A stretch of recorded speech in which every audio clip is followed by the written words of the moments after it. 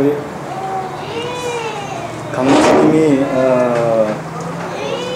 저를 참 사랑해 주시고 사실은 사랑하는 것보다도 사랑받는 게 더 많다고 생각하면서 삽니다. 강목사님은 이제 제 원래 모습 이상으로 저를 사랑해 주시고 또 이제 남장로님 이렇게 뵈면은 그래도 저기 인연이 꽤 됐어요, 그죠?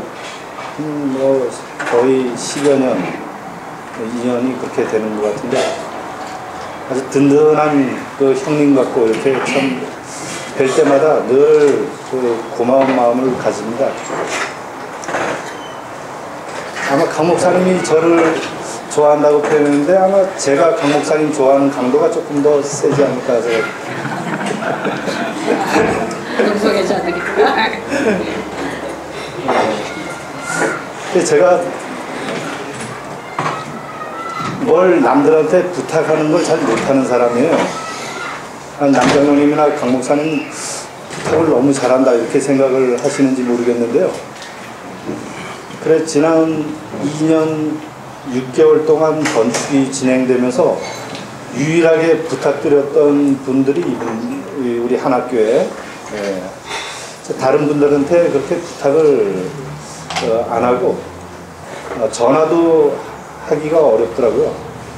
전화하면은 제가 살고 있는 모양이 뻔하기 때문에 저것이 돈 좀 달라고 그러는구나 이런 마음 가질까봐 전화도 못하고 지냈어요. 아는 사람들은 LA에 많은데.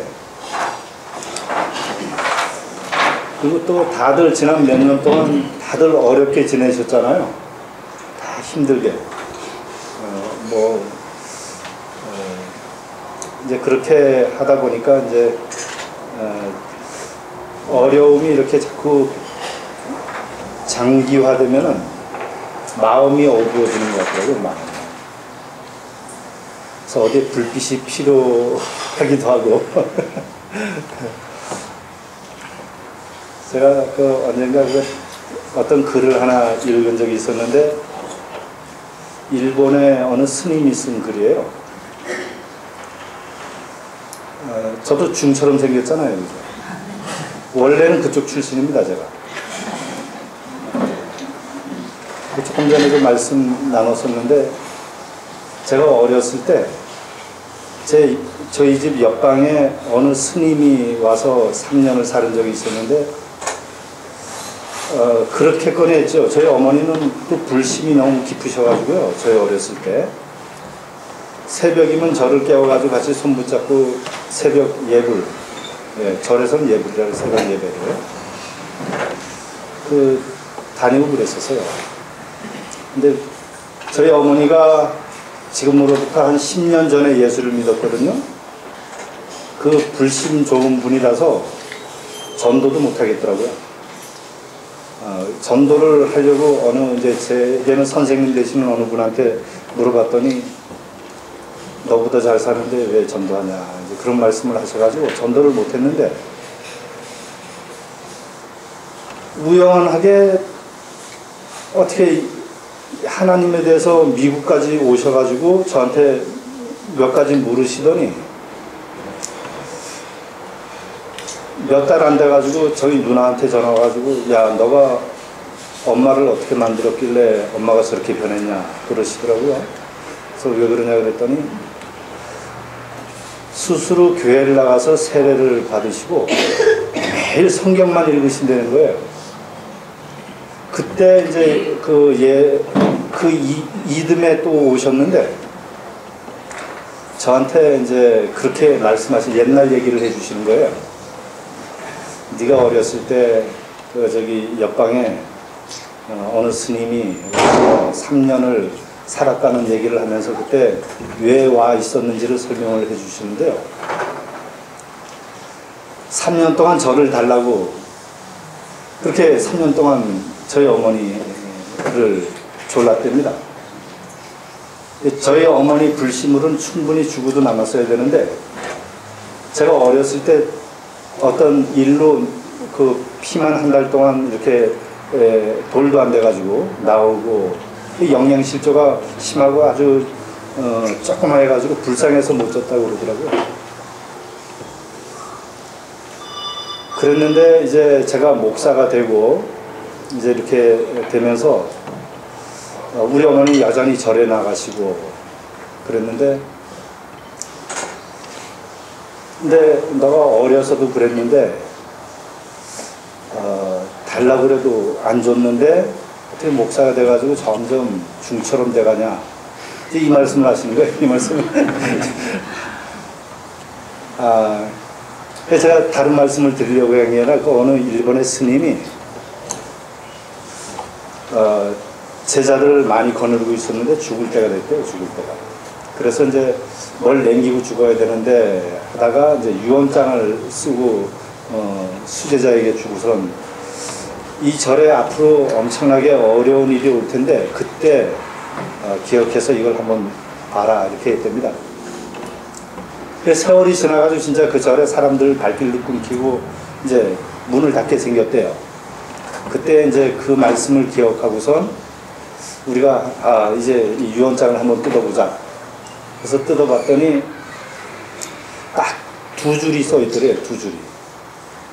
첫 번째 줄에는 걱정하지 말아라 이렇게 써 있고 두 번째 줄에는 어떻게든 된다 그렇게 써 있더랍니다.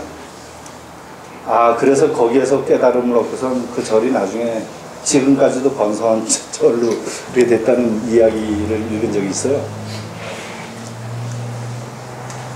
제가 거기 세인루이스에 간 지가 이제 3년 반이 거의 다 됐어요.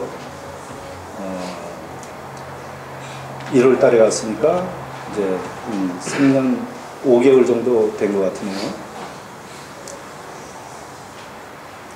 1년 동안 계속 저기 평화의 땅이라고 하는 평화마을을 이제 미래 평화마을을 이제 가서 걷고 오고 그냥 별 할 일도 없이 그렇게 1년을 거기서 지냈어요. 일하던 사람이 우리 아마 남장관님 강목사님 다 일 중독자들입니다. 일 중독자들. 일 안 하면 참 그 희한해지고 이게 무력해지고 이렇게 저도 일 중독증이었나 봐요. 1년 동안을 그리고 나니까 사는 게 사는 것 같지는 않더라고요. 그러다가 LA 와서 12월 달에 12월 달인가 언제 와가지고 건축 얘기가 나와가지고 남장관이 먼저 그러셨나? 부르면 오겠다고 그 말씀을 딱 하시길래 제가 바로 불렀어요. 불러가지고 여러분들 아시잖아요. 그때 오신 분들 여기 아직 다 참여 안 하신 분도 계신데 오셔가지고 한 보름가량을 그 얘기는 다 들으셨죠?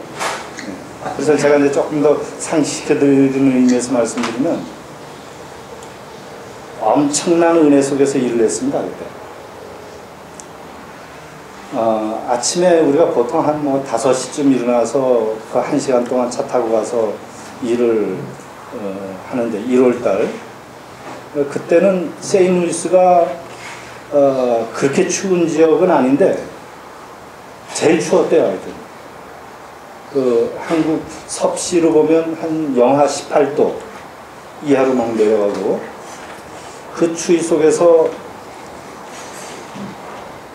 어떤 밤 10시까지 불 켜놓고 그 완전히 그 위에 떨어진 그 숲속에서 보름을 그렇게 일을 했습니다.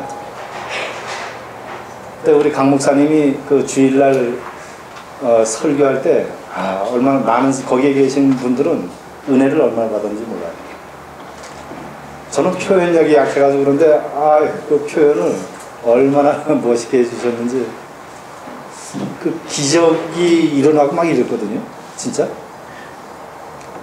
우리가 쫙 갈 때 보면 눈발이 그냥 내려가지고 막 쌓이고 이런 지경인데 가면 거기는 없어요. 거기는. 신기한 아주 그런 일들. 비가 어떨 때는 낮에 이렇게 막 오는데 그 자리는 좀 피해가고 그래 강 목사님 그때 그런 현상을 하나님께서 이렇게 예수님께서 가르쳤다 그래요. 하나님께서 여기를 이렇게 감싸고 계시다고 그런 표현을 해가면서 이제 설교를 하신 기억도 있습니다. 그때 그렇게 일하면서 프레임이 다 짜여졌죠. 그게 면적이 9,000 스퀘어핏이에요. 그리고 2층으로 했으니까 한 15,000 정도 되는 면적을 2주 동안에 프레임을 만들어 버린 거예요. 요번에 멕시코 갔을 때 그때보다 힘들었나요? 강도가 엄청 세고.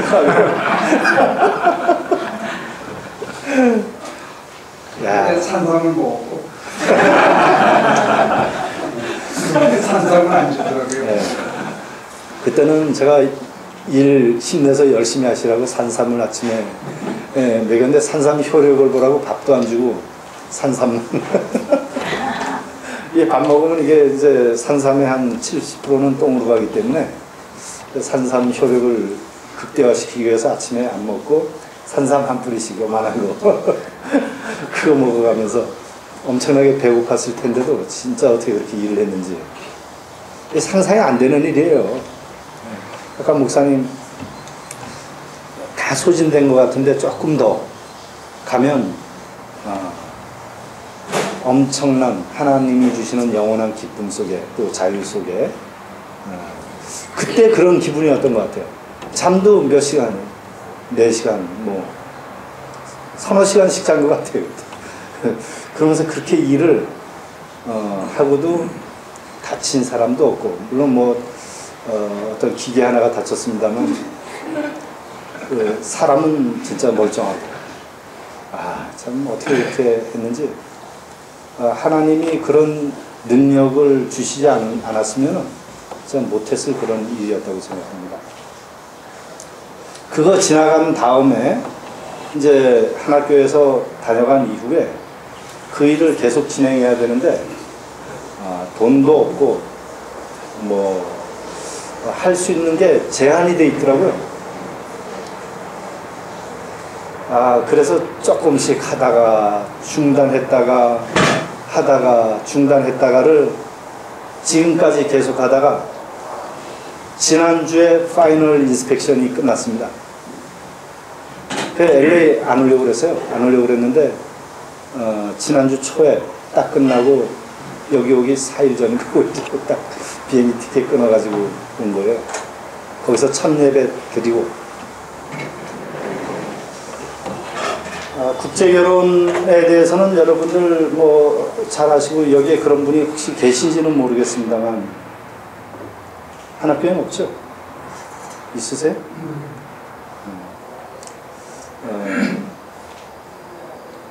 초창기에 이민사회에 토대를 놓은 분들이 실은 국제결혼하신 분들입니다. 뭐 다 아시는 것처럼 국제결혼 하신 분들의 이야기를 가서 들으면서 그분들로부터 많은 걸 배우고 아까 이제 제가 돕는다고 그렇게 말씀하셨는데 그분들이 저를 돕는 것도 많이 느꼈어요. 국제결혼이 어떻게 시작됐냐면은 미군들이 한국에 가서 6.25 전쟁 때 군부대들이 이렇게 대규모로 형성되면서 그 주변에 한국 정부가 기지촌을 만들었습니다. 기지촌이 뭔지 아시죠? 네.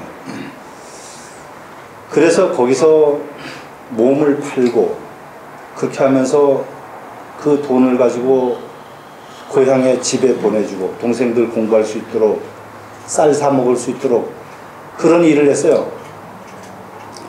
그런데 그렇게 하면서도 고향에 가지 못하는 분들이 거의 대부분이었습니다. 창피하니까 오지 말으라고. 네.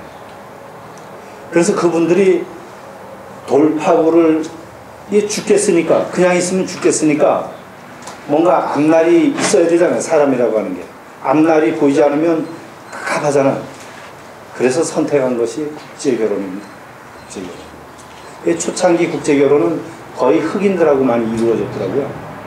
그 다음에는 백인들하고 이렇게 되지만은 국제결혼한 사람들끼리도 계급이 있어요. 보니까 이 장교 부인들, 흑인 부인들, 백인 부인들 이런 거기도 그런 게 있더라고요. 그런데 그분들이 이런 경로를 보게 되면 기지촌에 왔다가 국제결혼에서 왔다가 왜 이렇게 됐을까? 저는 생각도 한 번도 못 해보고 살았었는데 이야기를 듣는 가운데 제가 이것 때문이었구나 하는 게 가난 문제더라고요. 가난. 집안이 가난하고 나라가 부강했으면 뭐 그런 일이 그렇게 있었겠어요? 가난 때문에 그런데 제가 두레마을 할 때도 국제 결혼하신 분들이 이렇게 오면은 조금 낯선 느낌이 들고 이렇게 다가가기가 조금 힘든 면이 있고 그랬어요. 제 이미지 속에도 약간 불결한 이미지가 있었던 게 사실이었어요.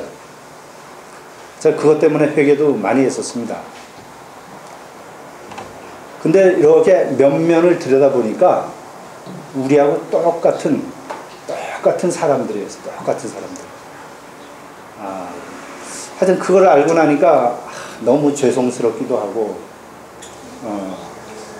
강 목사님이 가끔씩 하시는 말씀을 제가 이렇게 들을 때는 빚진 심정의 그런 마음들, 우리가 기본적으로는 예수 그리스도에게 빚진 자들이지만 이렇게 살다 보면 빚진 사람들이 수도 없이 널려 있는 걸 보게 되잖아요.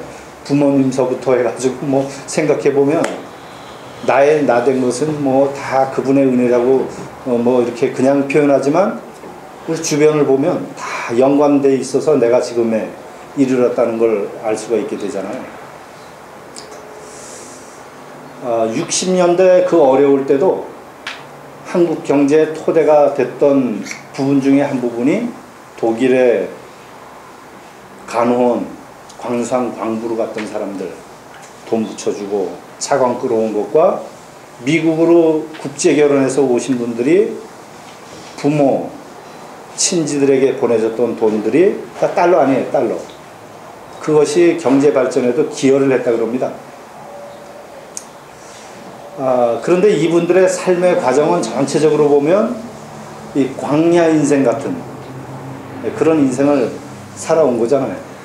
제가 전에도 여기 교회 가서 그런 말씀 한번 드렸는데 제가 베이커스필드 두레마을 있을 때 거기가 광야잖아요. 지금 농사하니까 광야가 아닌 것처럼 보이지만은 원래가 광야예요. 광야. 여기도 마찬가지입니다. 이게 다 수분이 좀 있는 데는 그렇습니다만 대부분 비도 내리지 않기 때문에 광야라고 봐야 돼요.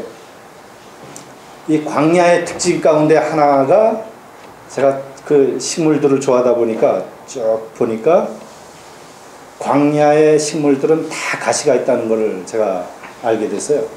그래서 제가 전에 한번 말씀드렸는데 사람도 그렇게 까칠하고 어렵고 고통스러운 순간들을 쭉 겪으면 생겨나는 게 이 가시 같은 거더라고요. 그래서 국제 결혼하신 분들이 그걸 이해를 하지 못하면은 이분들 나쁜 사람들로 대부분 취급하는데 그렇지가 않은 거예요. 다 상처와 이런 것들이 속에 있어가지고 그것이 그냥 자기도 모르게 나오는 자기의 모습이에요. 그냥 그것이.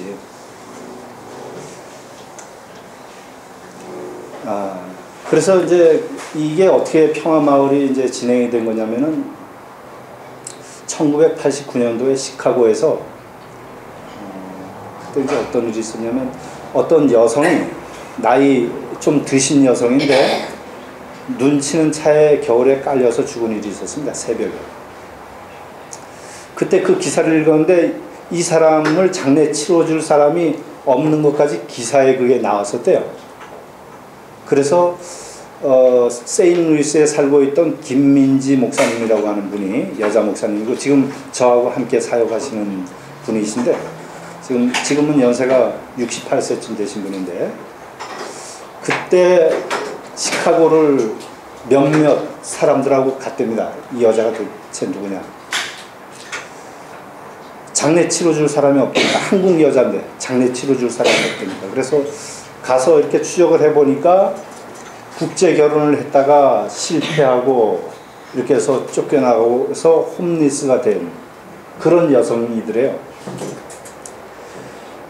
그래서 그때 그 일을 딱 접하면서 이게 남의 일이 아니고 우리 일이구나. 예. 그러니까 저도 이제 국제 결혼 여성들하고 이제 여러 해를 지내다 보니까 많이 내가 짐작으로도 알고 얘기 들어서도 아는데 그래도 모르겠는 게 많은 거예요. 그런데 이분들은 얘기를 그렇게 안 해도 자기들끼리는요, 아 하면 어 하고 어떻게 그렇게 잘 아는지 모르겠어요. 눈치 없는 저는 몇 번 물어봐야 그게 이제 이해가 되고 그러는데 그냥 알아버리더라고요, 서로. 그래서 그 김은지 목사님이 이게 우리 일이구나 이렇게 했던 내용을 제가 의미를 알고 있어요. 그래서 그때부터 국제 결혼하신 분들을 이렇게 찾아다니고 모임을 만들기 시작했습니다. 그로부터 한 10년 지나가지고 우리 자매들 가운데서는 어려워진 국제 결혼해가지고 정상적으로 잘 사는 사람들이 퍼센테이지로 그렇게 높진 않습니다. 이혼했다가 또 재혼했다가 또 한국 남자랑도 또 살아봤다가 사마리아의 수가성의 여인 딱 그거예요. 그런 모습들이에요. 늘 갈증이 있어요. 갈증이. 이걸 해소를 못하고 끊임없이 이렇게 물을 찾아다니는 그 목마른 먼 마냥. 그래서 이렇게 그렇게 어려워진 몸도 마음도 어려워진 자기들의 자매들을 위해서 우리가 쉘터를 하자 이렇게 해서 이제 자기들끼리 십시일반 해가지고 땅을 하나 샀습니다.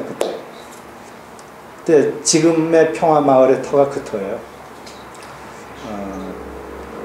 1999년도에 그 땅을 구입을 했대요.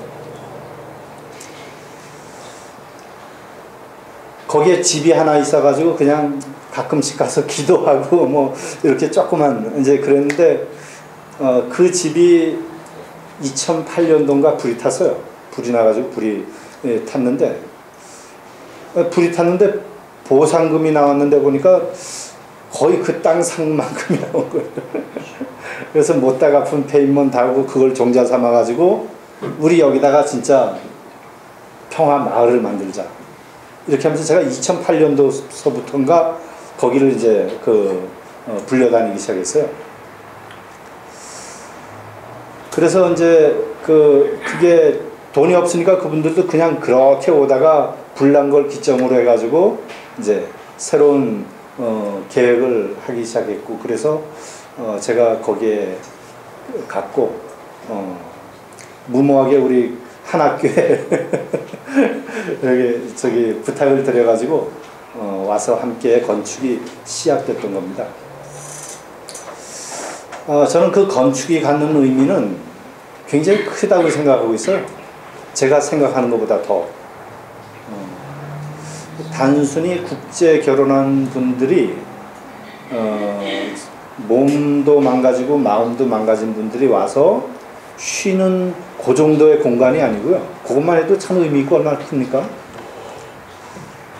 아직도 80이 된 분들이 있는데요. 국제결혼 80이 된 분들이 있는데 아직까지 한국에 한 번도 못 나간 분들이 아주 많더라고요.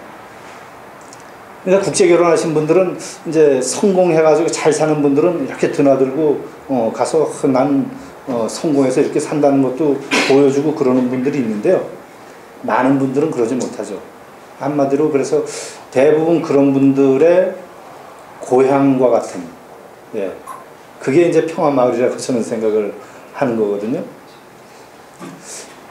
그것뿐만 아니라 이민사회에서 이게 국제결혼이라고 하는 게 미국과 한국의 중간 지대잖아요. 국제결혼이라고 하는 것이. 이분들은 중간에 계신 분들이에요. 국제결혼 한국, 미국 이렇게 섞여 있는.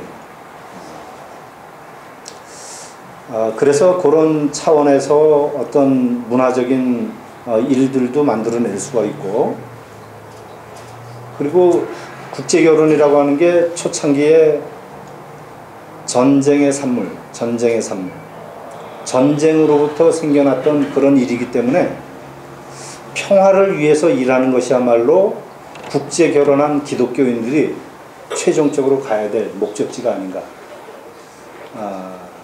그렇게 생각해서 이름도 평화마을이라고 그렇게 붙인 겁니다. 지금 이제 1차적으로 이제 집이 센터 건물이 지어졌지만 아직 사람이 입주는 못하고요. 거긴 센터 건물이기 때문에 프로그램하고 수련회 오고 뭐 각종 집회 같은 걸 하는 주 공간이라고 이제 저희는 보고 있고 7월 초쯤에 거기에 모빌홈이 한 3대에서 4대가 들어오면 거기에 이제 우리가 장기적으로 거기 주인 되어서 살 분들이 이제 거기 들어가서 살게 됩니다.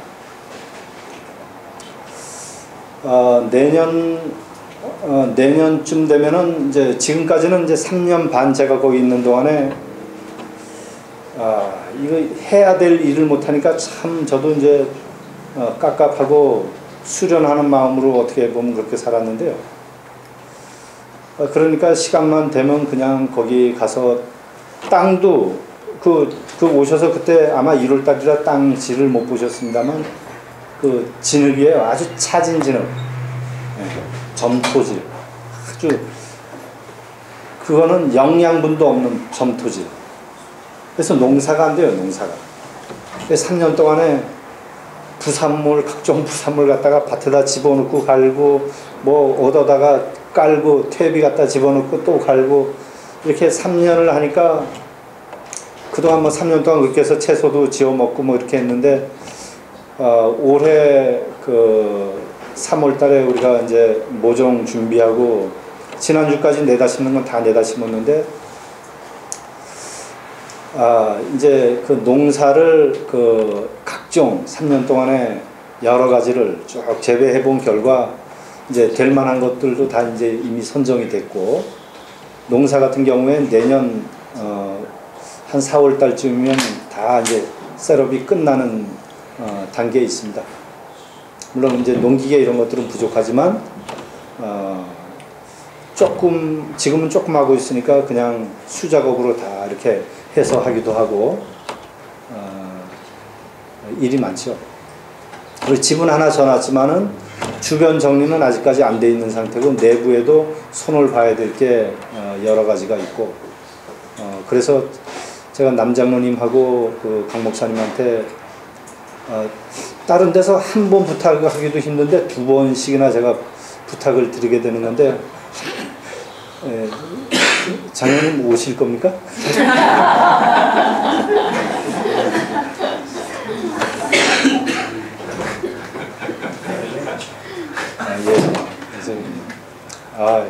감사합니다. 오신다니까. 올해는 이제 그 7, 8, 9월 중에 오면 이제 그 산삼 캐는 계절이라서 하루는 산삼 캐는 일을 좀 하러 가고 나머지 날들은 또 그렇게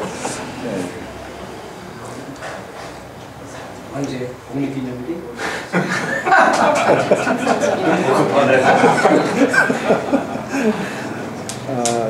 그간에 집은 없었지만은 거기 안에 집은 없었지만 제가 두레마을 있을 때 그 유스 캠프라고 하는 게 상당히 좋은 반응을 가지고 있었는데 유스 캠프는 가서 벌써 우리가 13일부터 또 그 4차 유스 캠프가 4년째 이제 진행이 됩니다. 계속 그 일들은 진행이 되어 왔고 2세들 1.5세뿐만이 아니라 그리고 국제 결혼해서 자기의 정체성을 고민하는 국제 결혼 여성들의 자녀들 이런 아이들에게 조금 더 어떤 하나님의 그 섭리랄까 정체성을 크리스찬으로서의 정체성 그리고 한국인으로서 또는 미국인으로서 어떻게 살아가는 것이 행복할까 이런 그리고 자연과 사람 그리고 하나님 이런 큰 주제를 가지고 노동하면서 그런 일들을 이제 해오고 있습니다. 그게 이제 소문이 나니까 작년에도 이렇게 수련회 팀들이 집도 없는데 그냥 많이 오더라고요. 집도 없는데도 와가지고 그냥 텐트 쳐놓고 그래서 낮에는 일하고 또 저녁에는 집회하고 이렇게 그런 경험도 참 좋았던 것 같습니다. 제가 여기까지 얘기하면 뭐 더 할 얘기가 있는, 제가 한 일이 별로 없어가지고 뭐 얘기할 게 별로 없어요. 네? 앞으로 계획 앞으로, 그러니까 앞으로 계획은 제가 크게는 5가지 방향을 가지고 이제 진행을 하고 있는데요. 첫 번째가 그 복지 문제입니다. 복지 문제는 어떤 거냐면 우리 몸도 망가지고 마음도 망가지신 국제 결혼 여성들 뿐만이 아니라 남편들, 그리고 이제 일반 이민자들 가운데서도 쉼이 필요한 분들, 이런 분들이 들어오면 그분들을 보살핌 뿐만이 아니라 그분들이 아까 목사님 말씀하신 것처럼 농사도 조금 하고 뭔가 이렇게 흙을 만지고 이러면 사람의 느낌이 달라지잖아요. 요즘 뭐 그런 그 치료요법이 또 있다 그러대. 농사 이렇게 하면서 치료하는 뭐, 저는 그거 두레마을에서 해봤기 때문에 알아요. 그게 얼마나 큰 능력이 있는지. 그래서 치유와 회복을 위한 그런 복지 공동체 개념이 첫 번째 방향입니다. 그거는 평화마을뿐만 아니라 교회라면은 다 그 주제는 가지고 가야 되지 않을까. 그렇죠, 그죠? 이게 나누고 섬기는, 그리고 생명을 살려내는 일은 예수 그리스도의 큰 주제인데 그건 가지고 가야 되겠죠. 두 번째는 저희가 한 것이 교육 공동체로서 유스캠프라든지 또 이건 이제 다 교육 공동체라고 하는 의미는 그런 거죠. 요한복음 3장에 나와 있는 것처럼 거듭나지 않으면 하나님 나라를 볼 수 없다. 그리고 또 거듭나지 않으면 하늘나라를 들어갈 수 없다. 이런 거. 그러니까 하늘나라를 보고 하늘나라 들어가려면 거듭나야 되는데 어떻게 해야 될 건가. 여러 그런 교육 프로그램들을 설치해가지고 유스캠프도 다 그런 맥락이고요.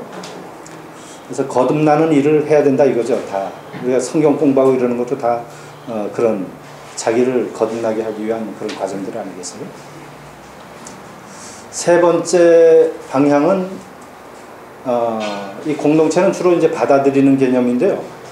도움을 받고 도네이션도 받고 늘 받는 거예요. 두레마을에 있을 때도 그랬어요. 많이 받았는데 이거를 나누고 섬기는 일도 함께 해야 이게 균형이 있는 공동체가 되지 않겠나. 이렇게 해서 이제 선교를 하게 되는 거죠. 우리 저기 한학교에도 마찬가지지만 저도 생각에 선교의 대상은 이 시대 이 세상 끝, 그러니까 이 시대에 강도 만난 사람들. 예수님께서도 사랑의 대상을 꼭 집어서 그렇게 말씀을 하신 것처럼 이 시대에 강도 만난 사람들이 누구냐. 그래서 이제 여기서 인디언 선교도 하고, 우린 인디언 그쪽에 이제 씨앗 보내주고 이제 저는 가서 농사지도 하는 이제 그런 거. 네, 그런 선교. 그리고 또 우리 민족적으로 강도 만난 사람이 누구냐면 북한의 고아들, 취약계층 강도 만난 이들이니까 뭐 별소리 이제 주변에서 많이 듣기도 하지만 저는 그렇습니다. 그건 뭐 원수도 사랑하려는데 뭐 어떤가. 그리고 고아들이니까 제일 취약해요. 이번에도 제가 4월 말에 갔다가 5월 초에 왔는데 뭐 한 고아원에 우리가 강원도 원산에 있는 강원 육아원이라고 하는 고아원을 책임지고 있는데요. 거기에는 태어나면서부터 4살까지 고아들이 420명이 있습니다. 그래서 저희가 거기에 뭐 비싼 것도 못 사다 주고 이 먹는 것도 뭐 쌀 사다 주면 난리 나는 것처럼 얘기하는 분들도 있어가지고 가장 싼 옥수수, 옥수수 사다가 주고, 콩은 거기에 주곡으로 들어가지 않기 때문에 콩. 그래서 애들 하루에 두유라도 한 잔씩 먹일 수 있도록. 또 우리 제가 있는 지역에서는 여성교회 회원들이 한 30명이 3달에 걸쳐가지고 옷을 300벌을 손수 떠가지고 이 털실 옷 있잖아요. 저 옛날에 우리 어렸을 때 겨울에 어머니들이 이렇게 떠주는 그 털실 옷을 300벌을 모자, 목도리, 위아래 세트로 만들어가지고 그럼 가져가는 비용 얼마나 비효율적인지 몰라요. 그걸 돈을 줬으면 중국에 가서 좋은 잠바, 옷 이걸 사가지고 들어가면 훨씬 비용도 절감이 되고 좋았을 텐데 이분들은 그 사랑하는 마음이 기도하면서 그거를 3개월 동안 안 가져갈 수가 있겠어요. 가서 또 이분들 보여주느라고 가서 자존심도 생각을 해줘야 되는데 옷 다 입혀가지고 그거 사진 찍느라고 왔다 갔다 하는 거 사진도 찍고. 어쨌든 간에 성교, 나눔과 섬김을 위한 성교 공동체가 이 공동체가 가야 되는 하나의 큰 방향이다 이렇게 설정이 돼요. 네 번째는 농업 공동체로서의 방향입니다. 이 농사라고 하는 거는 하면 할수록 참 매력이 있고요. 그리고 예수님도 농사를 지셨던 것 같아요. 성경을 어떻습니까? 열매에 대한 이야기, 저 전문적인 이야기들을 그 예수님이 말씀을 하시거든요. 그게 30배가 나오는지 60배 나오는지 100배 나오는지 어떻게 알겠어요? 그거 해본 사람 아니면 그거. 제가 북한에 벼이삭 하나에, 여러분 한국에서 벼이삭 하나에 벼가 몇 알 달리는지 아세요? 안 접으면 모르는 거예요. 우리 농사를 짓기 때문에 제가 벼농사도 해보고 벼농사 중에서도요 오리농법, 우렁이농법도 다 해본 사람입니다. 제가 한국에서는 이 벼 종자가 너무 좋은 것들이 이제 만들어지고 이래가지고 한 이삭에 180알이 기본이에요. 작년 10월 달에 제가 평양에서 원산으로 넘어가는데 원산에 안변뜰이라고 하는 굉장히 큰 평야 같은 데가 있습니다. 안변이라고 저희 아버지가 잘 아시더라고요. 그 안변에서 그 6.25 때 훈련 받았다고 그러더라고요. 6.25 때.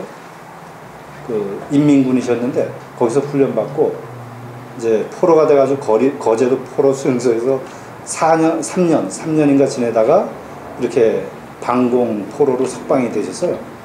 그래서 그 안변뜰에 대한 얘기는 계속 들어서 제가 궁금해서 가서 쫙 살펴봤는데 얼마나 온화하고 따뜻한 지역인지 몰라요. 그리고 벼농사가 굉장히 잘 되는 지역이라고. 그래서 그 중에서 제일 잘 된 don에 가가지고 한의삭을 해가지고 세워봤어요. 세니까 90알이 안 나와 처음에. 그래가지고 이상하다 해서 이렇게 와서 튼실한 거 해서 하니까 93알, 90알 정도가 나오는 거예요. 제일 잘 되는 데가. 그러니 저기 땅이라든지 종자 문제라든지 이런 게 얼마나, 그죠? 어쨌든 간에 이 농사라고 하는 거는 사람의 심성을 맑게 해주는 능력이 있다고 저는 생각해요. 그러니까 예수님께서도 어제 책에 저기 같이 얘기도 했지만 온유한 자 복이 있나니 땅을 기업으로 주신다. 저는 이게 그냥 그런 줄 알았어요. 이게 그냥 생각해서 이렇게 하신 말씀인 줄 알았는데 이 온유라고 하는 말 자체가 갖는 의미가 이게 뭐냐면 농사꾼들은 봄이 되면은 그래서 2월달 얼음이 풀리기 시작하고 입춘, 우수, 경칩이 딱 지나면 벌써 밭가리에 들어간단 말이에요. 그러면 그때쯤 되면 한낮에는 따뜻한 햇살이 내려옵니다. 따뜻하게. 차가운 게 갑자기 싹 바뀌어요. 순식간에 따뜻한 햇살. 그러면 밭을 딱 깔면 그 따뜻한 온기가 땅 속으로 파고 들어가는 것 같아요. 그래서 흙을 갈고 나서 한참 있다가 흙을 만져보면 흙이 따뜻하죠. 이 농사 접은 분들은 안다고요. 이거? 부드럽고 따뜻한 거예요. 그게 온유잖아요. 온유. 이 부드럽고 따뜻한. 거기에는 어떤 씨앗을 풀어도 100% 올라옵니다. 그 얼음이 녹았다가 이렇게 살짝 해서 흙이 약간 습기가 촉촉한 데다가 아주 부드러워 봐요. 따뜻한 햇살이 내려오면은 이건 어떤 씨앗이라도 올라오는 거예요. 그러니까 온유한 사람은 사람을 생명을 살려내는 능력이 생긴다고 보는 겁니다. 그러니까 예수님께서도 나는 마음이 온유하고 겸손하다 이렇게 표현하시잖아요. 그러니까 온유한 자에게 땅을 맡긴다 하는 건 진짜 당연한 말씀을 이렇게 시편의 말씀을 끌어다가 하신 거라고 그렇게 생각을 합니다. 뿐만이 아니라 뭐 다 잘 아시는 속담처럼 콩 심은 데 콩 나고 팥 심은 데 팥 난다는 게 이 거짓 없는 모습을 표현하는 거잖아요. 저부터 저를 비롯해 가지고 뭐 거짓이 넘실대는 세상 속에 사는 거죠. 그래서 제가 한 번은 한 1년 정도를 거짓말 안 하는 기도를 한 적이 있어요. 거짓말 안 하는 게 얼마나 힘든지 그걸 해보니까 알겠더라고요. 오늘 일을 열심히 하고서 밤 10시까지 일할 때가 있었는데 집에 들어오면 피곤해가지고 샤워도 하기 싫고 그냥 누워가지고 잠들었으면 제일 좋은. 그럴 때 전화가 딱 오면 저희 집사람이 딱 받죠. 그러면 날 찾으면 제가 이러면서 없다 그래 없다 그래 거짓말이 술술 나오는 거예요. 기도하는 가운데서도 거짓말 안 하고 살기가 얼마나. 근데 땅이라고 하는 게 농사는 그걸 가르쳐 준단 말이에요. 콩 심은데 콩 나고. 이런 정직한 심성을 배울 수 있고 정말 이 온유한 그 마음을 배울 수 있는. 그리고 뭐 다 아시는 것처럼 로마서 1장 18절인가 보게 되면 하나님은 당신의 형상을 피조 세계를 통해서 드러내셨다. 그 자연 세계, 자연 피조 세계, 자연 세계를 통해서. 그래서 자연 속에 들어가면 하나님을 만나는 건데 그 들어가는 통로가 저는 농사라고 생각하고 있습니다. 이것이 우리 인간들에게 이 세상에 다 농사 짓는 사람이면 다 행복할 것 같아요. 근데 지금 부요한 것 같지만 얼마나 불행한 일들이 많이 일어납니다. 그래서 그 농업 공동체로서의 기능은 공동체의 가장 저는 중요한 그런 입장으로 뒀고, 다섯 번째 방향은 영성 공동체로서의 방향입니다. 이건 네 가지만 끝내도 되는데요. 기독교인들은 또 영성이라는 말을 좋아하니까 영성 공동체. 그래서 이제 프로그램도 하고, 우린 둘의 마을이 있을 때도 하루의 일상생활이 이 프로그램이었습니다. 일어나서 6시부터 1시간 동안 묵상, 뭐 건강을 유지하는 묵상법이 있어요. 우린 천조라고 하는 이제 그런 거였는데, 뭐 이렇게 폼을 잡고 막 이래가면서 건강도 유지하면서 묵상도 되면서 뭐 그런 거를 1시간씩 하고, 아침 식사하면은 오전에 4시간 일하고, 또 오후에 공동체 시간 찬양과 기도, 말씀, 하고 싶은 말 1시간 반에서 2시간, 길면 어떨 때 3시간까지 매일. 그 시간이 굉장히 충만한 시간이었어요. 저는 거기에서 제가 뭐 가르치는 거 아니라 성경 한 장씩 읽고 느낌을 돌아가면서 얘기하면 듣는 것만 해도 족하더라고요. 그리고 하루에 그때 한 4.5마일씩 걸었나? 장집사 그때 그 정도 걸었나? 4.5마일. 한 시간 빨리 걸으면 30분, 1시간 40분. 그렇게 이제 매일 걷는 거죠. 그걸 9년 정도를 이제 그렇게.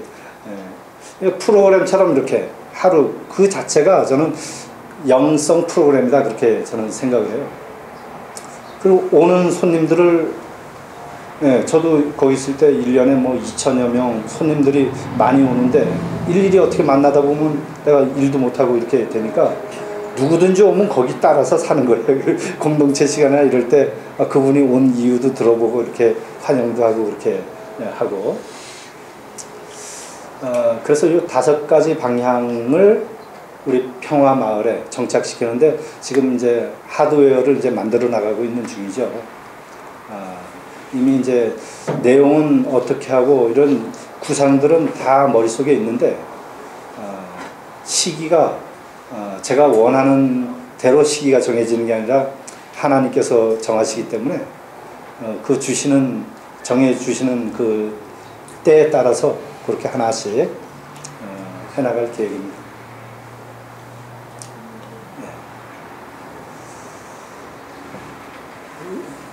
궁금한 게 있죠.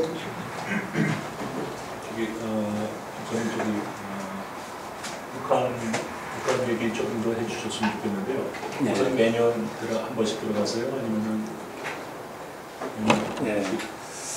제가 둘의 마을이 있을 때 원래 저희가 북한 사역을 한 거는 1997년부터 제가 없을 때부터 해왔어요. 둘에서는 이제 거기 가서 농장도 하고 뭐 이렇게 했었는데 거의 실패했죠. 지원만 해주고 많은 경우도 있었고 제가 이제 가기 시작한 건 2004년부터 매년 1회 정도씩을 갔는데 처음에는 이제 낮은 선봉 쪽으로 가서 둘에는 이제 고아원 교육 쪽에 초점을 맞춘 반면에 저는 이제 농업 쪽에 초점을 좀 맞추고 들어갔습니다. 그래서 낮은 선봉에 그 농업연구소를 만들고 제 아는 사람 몇몇이 한 거예요. 그 어떤 뭐 조직적으로 뭘 하고 이런 건 아니고요. LA에 있는 아마 7, 8분 정도 참여를 했고 뉴욕, 시카고, 미네소타 이런 데서 한두 분씩 이렇게 해가지고 십시일반 돈을 내가지고 한 거예요. 그때는. 그래서 농업연구소를 왜 했냐면은 식량 문제가 심각했잖아요. 북한은 만성적인 문제는 식량이 부족한 데서 왔잖아요. 그래서 이 먹는 문제를 국가적으로 해결해야 되는데 거기는 그런 관심이 없으니까 2004년부터는 북쪽에서도 제1의 그 과제, 국정과제 1월 달에 이제 신년사를 통해서 발표가 되는 그 내용을 보면 제1 과제가 농업 과제로 바뀌기 시작했어요. 2004년부터 계속 그걸로 갔습니다. 농업. 이제 때에 맞춰가지고 우리도 그런 목적이었으니까 서로 이해관계도 맞고, 그래서 이제 저희는 농업연구소를 통해서 하고자 했던 것들은 농지 확보를 어떻게 할 것이며, 식량 증산을 어떻게 조그만 단위에서의 그런 성과를 볼 것이냐, 이런 데 초점을 맞췄습니다. 그래서 그때 제안했던 문제가 뭐였냐면 이미 이제 세계적 그 후에 그런 결정이 세계 환경회의에서 나왔어요. 습지도 논도 습지와 동등한 가치를 부여한다는 내용이 나중에 나왔습니다. 그래서 우리는 그쪽에 그 동해안 쪽으로는 쭉 올라가면서 이 호수들이 발달돼 있잖아요. 호수 주변으로 습지가 있고, 그래서 북쪽에 제일 꼭대기에 그 호수가 있는데 갑자기 이름 생각이 안 나네요. 그 이순신 장군의 첫 부임지가 그쪽이었더라고요, 보니까. 거기가 면적이 굉장히 넓습니다. 3,000 정도 되는 호수예요. 그 넓이가 엄청나게 큰. 그 호수를 50%를 논으로 메꾸는 작업을 시작을 했어요. 저희가 시작한 건 아니에요. 다른 팀이 먼저 시작했어요. 우리는 그 전에 농업연구소를 통해서 그런 습지들을, 그러니까 딴 데는 뭐 쓸만한 땅이 별로 없으니까요. 근데 그런 습지 같은 경우에는 영양 상태가 있단 말이에요. 벌써 땅의 질이 좋고 침전물 이런 것들이 많으니까 그런 쪽으로 했으면 좋겠다는 바람을 갖고 이제 나선 그쪽이랑 이제 얘기가 오고 가고, 그런데 다른 분들을 통해 가지고 우리는 자본이 없으니까 들어갔더라고요. 기계가 들어가고 이렇게. 그래서 이제 저희도 고1에 이제 좀 참여를 하고, 이제 종자, 그러니까 저쪽도 농업 기술은 상당히 수준이 있어요. 근데 설비가 없고 좋은 종자를 확보할 수 있는 루트가 없어가지고 그걸 못하고 있었는데요. 종자 배양 기술도 엄청나게 뛰어나더라고요. 그 소장이 한 60 되신 그 여성분이었는데 원산 농업종합대학 출신이더라고요. 그러니까 굉장히 전문적인 지식을 갖고 있고, 나와서 그 연구소 사람들은 자급자족을 해야 돼요. 그래서 자기들이 먹을 거 농사 짓고, 그리고 또 연구하는 그런 종자들은 따로 해서 다 소장서부터 안에서 연구하고 이러는 건 없고 나와서 일하면서 연구하더라고요. 그렇게 이제 농업으로부터 시작했는데 2009년서부터 이제 평양을 들어갔습니다. 제가 그 평양으로 들어가고자 했던 목적은 낮은 선봉으로 들어가면 기껏 지원 사업으로 깊게 들어가는 것이 길주, 청진 여기까지예요. 그 밑으로는 아무도 갈 수가 없어요. 그래서 그때 들은 얘기는 평양으로 들어가면 전국을 갈 수 있다. 그래가지고 들어가 봤어요. 들어가 봤더니 실제로 전국이 가능하더라고요. 그래서 강원도, 평안도, 황해도 이런 데를 두루 다녀봤죠. 그래서 농사 실태도 구경 좀 하고, 그쪽이 굉장히 그 폐쇄적인 국가라고만 우리가 인식을 하고 있지만, 자기들을 진심으로 뭘 돕는다라고 하는 신뢰나 이런 게 생기면은 또 그런 배려들을 잘 해주는 국가인 것 같아요. 그러니까. 그래서 그때 저희가 첫 번째로 지원 사업 내용이 있어야 그 다음에 지속적으로 일이 연결될 수 있으니까 고아원 지원 사업에 참여하기 시작했습니다. 이제 고아들이 한때는 굉장히 많았는데 지금은 많이 줄어든 상태죠. 그 아시는 것처럼 2006년도에 대규모 홍수 발생 이후에 97년부터 2000년도까지 죽은 사람들을 보면 이 공식 이 매체가 신문에서 보도되는 게 한 300만 명 그렇게 죽었다 그러잖아요. 그러니까 그 죽은 순서를 보면 어른 순서대로 이렇게 돌아가시는데, 그래서 시골 쪽으로 가면 노인들 보기가 좀 힘들어요. 거의 먹을 게 생기면 어른들은 자기들이 안 먹고 어린애들을 주는, 이게 다 부모들 마음이 그렇잖아요. 그래서 이제 그 마지막에 살아남는 아이들이 고아가 된 거예요. 그게 굉장히 많아진 거죠. 왜 딱 하죠. 그런 일이 발생하지 않으면 좋은데 그런 일이 발생이 됐고, 그래서 지원 사업이 2000년도부터 남쪽에서 또 해외 동포들 가운데서 본격적으로 지원이 되기 시작했습니다. 그래서 2000년도부터 이제 그 고아들이 줄어들기 시작했는데, 그래도 매년 5월, 6월 요때 되면은 아사자들이 거의 매년 나왔어요. 이제 특히 그 아주 산간지방, 뭐 아주 변두리, 목사님 표현대로라면 땅끝, 그런 쪽에는 아사자들이 계속 나온 걸로 신문이 보도하고 있어요. 신문, 한국 신문들이 그렇게 보도를 해왔습니다. 그리고 나서 이제 저희가 재작년부터 이제 묘목, 이게 식량 문제의 근본을 어디서부터 찾아 나가냐 이렇게 찾다 보니까 산에 나무 없는 데서부터 시작이 되는 거예요.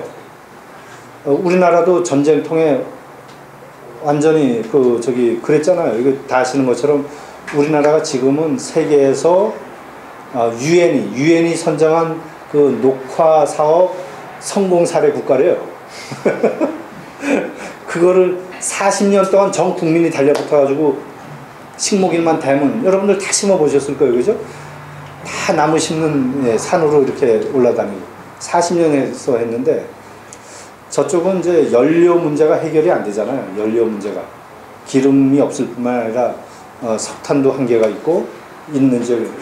그래서 나무를 떼서 거의 전통적인 방식으로 그렇게 유지를 해왔는데, 그러니까 산에 나무가 없어지고, 그뿐만 아니라 70년대부터 취한 농업 정책 중에서 농업 면적을 늘리는 정책이 있었어요. 그래서 강원도 쪽으로 이렇게 가다 보면 산인데다 어떤 산 높은 산이 거의 꼭대기만 남겨두고선 다 밭 지어 먹었던, 예. 이 땅이라고 하는 거는 농사를 짓잖아요. 특히 화전민들 옛날에 하던 방식을 보게 되면 농사를 지면은 그게 오랫동안 낙엽이 떨어져서 활성화된 그런 토양은요, 알칼리성이에요. 근데 이것이 젖먹고 양분이 뺏기기 시작하면 산성으로 변해요. 이 산성으로 변화되면 어떻게 되냐면 미생물 숫자가, 땅속에 있는 미생물 숫자가 줄어듭니다. 그러니까 땅의 질이 떨어지는 거예요. 여러분, 농사 그냥 짓는 밭에 가서 흙을 한 줌 떠다가 이런 큰 다라에다 놓고 또 산에 있는 흙을 파다가 놓고서 물을 부어보면 밭에 있는 흙은 무너집니다. 풀어져요, 그냥. 근데 이 흙은 잘 안 풀어져요. 그만큼 미생물이 서로 결속하고 있는 거거든요. 그러니까 몇 년을 거기서 얼마나 해먹었겠어요. 산 뺏겨내고 거기다가 주로 심는 게 옥수수 콩인데, 그러니까 땅의 지력이 떨어지고 하니까 비가 오면 어떻게 되겠어요? 땅의 지력이 약화되니까 흘러내려가죠. 이게 홀랑 벗겨지는 거예요. 홀랑. 그러니까 아래쪽에 그 농가밭은 묻히게 되고 이거는 더 이상 쓸 수 없게 되고, 이런 현상이 장기간 지속되어 온 겁니다. 그게 달했을 때가 1996년이에요. 대규모 홍수가 왔을 때 왕창 무너진 거죠, 그때. 네, 그런 이제 일들이고, 그래서 이제 묘목장을 해가지고 산에 나무 심는 사업, 이거는 남한에서, 우리나라에서도 보니까 보수 세력도 좋아하는 일이더라고요. 보니까 이명박 정부도 산에 나무 심는 지원은 해야 된다, 이렇게 계속해서 얘기를 했어요. 결국엔 통일되면 다 우리 땅이니까 그걸 그대로 놔두기보다는 나무를 심어서 아름다운 강산을 유지해야죠. 그래서 이제 묘목장을 황해북도 상원군이라고 하는 곳과 중화군이라고 하는 곳에 두 곳의 묘목장을 이제 시작을 했어요. 저희가 지원 규모가 뭐 별로 돈이 없으니까 종자 지원, 중국에서 종자, 그리고 비닐, 그 겨울에 그 종자들이 묘목이 어린 묘목들은 얼어 죽으니까 다 덮어야 되니까 그런 거, 설비 지원이죠. 하다못해 묘목 심기 위해서 밭을 좀 쫙 갈고 해야 되는데 장비가 없으니까 경운기 지원, 중국에서 경운기. 그게 초창기엔 또 1,500불 하던 게 2,000불로 최근엔 또 올랐어요. 이제 그 정도 이제 지원들을 해나가면서 이제 올해 지난 이제 5월달 저희가 오기 전에 그쪽에 땅을 관리하는 부서가 국토부예요. 국토부하고 이제 합의서를 썼죠. 그래서 이제 여러 가지 상호 이해 맞고 서로 상호 존중돼야 되고, 그러니까 그 합의서 내용을 이제 한 7가지로 쭉 쓰면서 사업과 병행해 나가는 거고, 이제 경제 수정도 같이 하고, 제가 가지고 있는 단체 이름이 사이좋게라고 하는 단체인데, 이 평화를 우리말로 표현한 거를 저는 사이좋게라고 이렇게 생각을 하고, 사이좋게 농장을 그쪽에서 이제 주기로 했어요. 2개 군에 우리가 원하는 만큼 주기로 했어요. 그래서 농장을 병행해서 거기에는 경제 수종을 심고, 그래서 거기서 얻어지는 열매나 영양가 있는 그런 식물들을 분말을 만들어서 고아원에 다시 재분배하고 하는 그런 시스템을 이제 내년부터 시작합니다. 그리고 이제 그 평양에서 강원도 넘어가는 쪽에 신평이라고 하는 높은 지대가 있는데, 거기에 표고버섯 단지를 시범적으로 내년에 이제 2월 달에 시작을 하기로 했고요. 그래서 그거는 표고버섯이 영양가가 상당히 좋고 어린이들 성장하는데 상당히 좋은 성분들이 있답니다. 그래서 1,000본을 시범 재배해가지고 되면 그 이듬해부터 10,000본씩 늘려나가는 거예요. 그렇게 이제 서로 합의를 했고, 거기에서 얻어지는 생산물, 사이좋게 농장에서 얻어지는 것도 그렇고, 수확물들은 국토부하고 사이좋게 하고 50%씩 배분해서 이제 사용하는 걸로 그렇게 진행을 하고 그렇게 북한 일들은 그렇게 진행을 하고 있습니다. 우선 그 원산 그쪽으로 갈 때나 거기 그 평양에서 차량을 지원을 해줘요. 차량을 말하자면 이제 렌트 회사가 있거든요. 거기가. 네. 그래서 우리가 가서 7박 8일을 주로 머물고 뭐 한 보름도 머물 수는 있는데 대부분 7박 8일이면 우리가 하는 사업을 다 둘러보고 그리고 한 군데 관광 정도 할 수 있는 시간적인 여유가 되거든요. 그래서 그렇게 하는데 그 동안에 쓸 기사하고 차량을 이제 렌트하는 거죠. 평양에서. 예.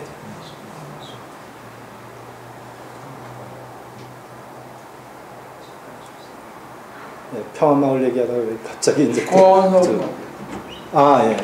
강원 유가원 이제 거기인데 전에는 이제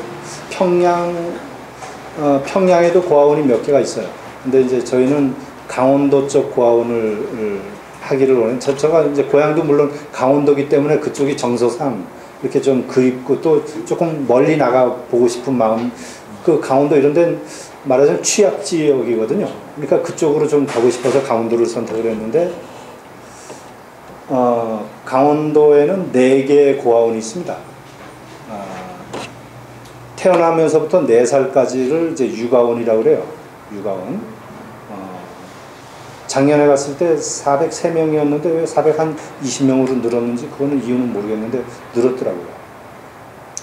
거기에는 이제 지금 지원하고 있는 건 아까 말씀하신 것 이외에 그 칫솔, 아이들용 칫솔하고 치약을 하고 비누 이런 것들을 이제 중국에서 들여가고 있고요. 그리고 이제 절대적으로 우리가 이제 단 거 많이 먹지 말라 그러지만 당이 있어야 되잖아요.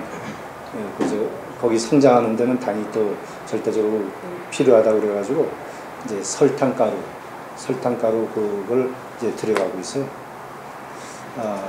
이제 그것과 더불어서 시설이 뭐 형편없죠. 애들 자는데도 보면 완전히 딱딱한데 그 담요 한 장씩 이렇게 덮고 자는 형국인데 그래서 지금 옷 지원하고 뭐 그런 생활에 꼭 필요한 비누라든지 이런 거 이제 외에 이제 앞으로 지원할 것들은 이제 담요도 얼마나 오래됐는지 옛날에 우리 담요 군대 담요 같은 거 그런 정도 얇이가 이게 딸고 달아가지고 이제 반질반질해진 정도로 덮어도 뭐 겨울에는 굉장히 추위는 받죠 애들이. 그래서 담요를 이제 좀 좋은 담요가 중국에서 보니까 한 장에 5불 정도 이렇게 하는 것 같더라고요. 그래서 그거를 이제 그 숫자에 맞게끔 그렇게 들으면 밑에 매트처럼 넓게 조금 푹신푹신한 매트처럼 쭉 가는 게 또 있어요. 다른 데 가보니까. 그래서 그거하고 올 10월까지 지원할 그런 내용들은 이제 그런 겁니다. 그리고 이제 5살, 6살짜리 아이들이 있는 고아원을 애육원이라고 합니다. 애육원. 그러니까 북한에는 고아원이라고 하는 말 자체가 없어요. 네, 육아원, 고아원, 애육원, 그 다음에 학원으로 편입이 됩니다. 7살 이상서부터는. 그래서 거기 그 3개의 고아원과 또 하나의 고아원은 어떤 거냐면 농아원이라고 있어요. 농아원. 원산 농아원이라고 하는 게 있는데 거기는 이제 듣지 못하는 아이들 뭐 이렇게 보살핌이 없이는 좀 어려운 그런 아이들이 있는 데가 있어요. 그 외부에서 가장 많이 지원하는 데가 바로 거기더라고요. 그러니까 보면은 거기는 진짜 좀 심각하거든요. 시설이고 뭐고 하여튼 그 아이들 보면 뭐 또 그런 마음이 생기고 그래서 대부분들 그쪽을 선호를 하더라고요.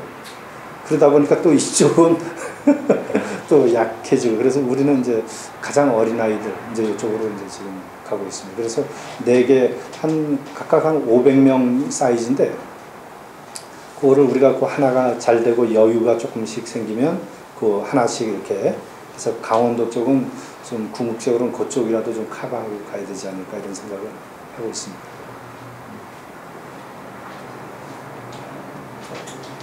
또 질문 있어요?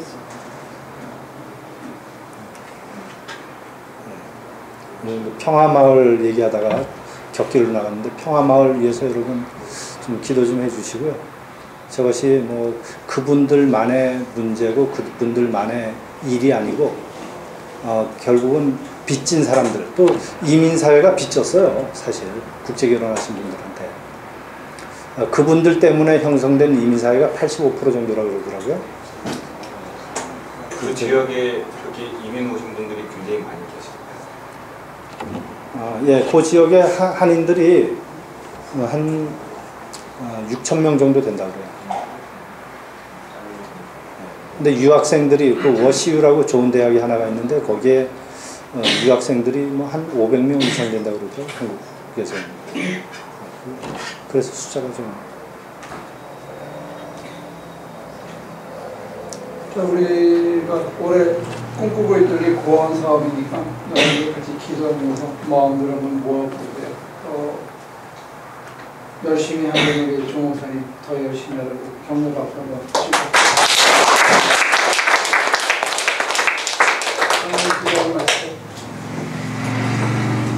선유의 주님, 또 주님께서 사랑하시는 우리 조 목사님을 통해서 많은 사역과 정말 도움이 많이 필요한 그런 사람들의 이야기를 들었습니다. 남의 얘기처럼 들어갔던 그런 것들이 또 우리인 것을 알았습니다. 주님, 저희들도 기도와 물질과 몸을 같이 합해서 그런 일에 동참할 수 있도록 저희들을 힘 주시고 또 지혜도 주시고 또 우리가 주님 일을 따라갈 수 있는 그런 용기도 허락하여 주시옵소서. 정말 우리가 보기에 처져 있고 우리가 보기에 소외된 그런 많은 사람들이 있는 것을 저희들이 참 볼 때 마음이 안타깝습니다.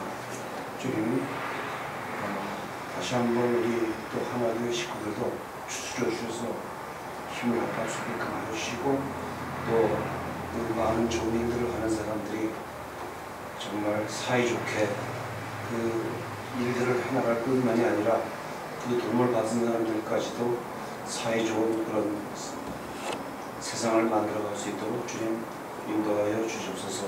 감사드리며 예수님의 이름으로 기도드렸습니다. 아멘. 아멘.